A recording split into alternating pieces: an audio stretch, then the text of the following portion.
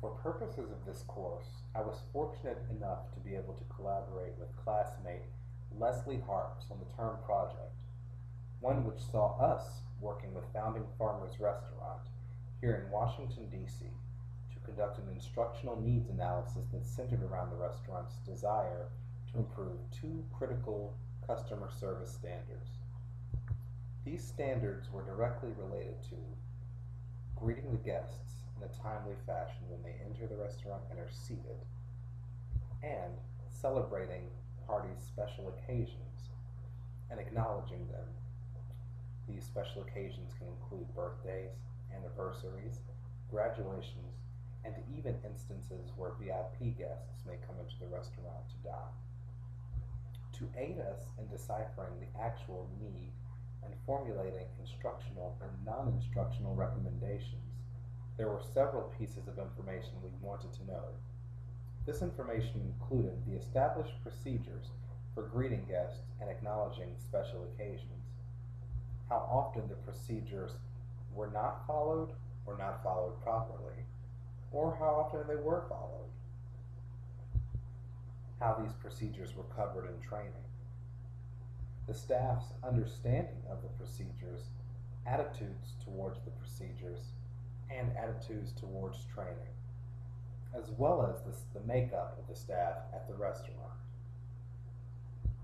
To aid us in gathering the data we needed, we used several collection methods, including an informal interview with the director of training to get us jump-started on the entire needs assessment project, two focus groups, one consisting of servers at the restaurant and the other consisting of hosts. In addition, we used follow-up questions which we submitted to the restaurant manager and a director of training after the focus groups had concluded, just to get some additional questions answered that arose during the focus group. A review of the training materials that are issued to new employees, and customer feedback from sites such as Yelp, OpenTable, and TripAdvisor. At the conclusion of our data collection process, we had a complete picture of where the restaurant's needs were and how to best address them.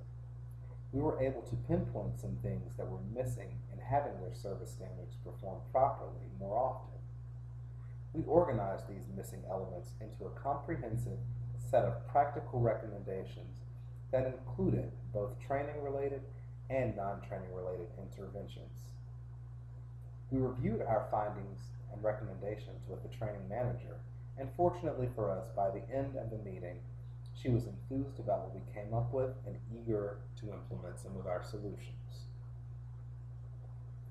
The project was an insightful one for me, and one that will undoubtedly benefit me in my future professional aspirations. And some of the key lessons I learned in this project included: no question is off limits.